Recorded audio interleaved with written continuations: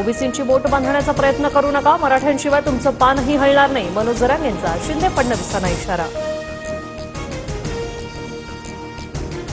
छगन भुजबळ राज्यात 100% दंगल घडवणार, राज्यात दंगल झाल्यास भुजबळ जबाबदार असतील, हे मुख्यमंत्र्यांनी लक्षात ठेवावं, मनोज जरांगेंचं वक्तव्य.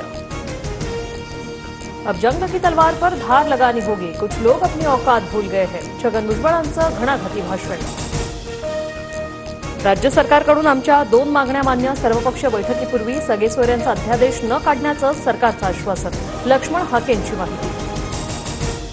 मनोज जरांगेंना जे हवंय ते 2017 सालीच दिलंय. 2017चा रक्तसंबंध व्हेरिफिकेशन कायदा आणि अधिसूचनेत काडी मात्र फरक नाही, चंद्रकांत पाटलांचं भुवया उंचावणारं विधान.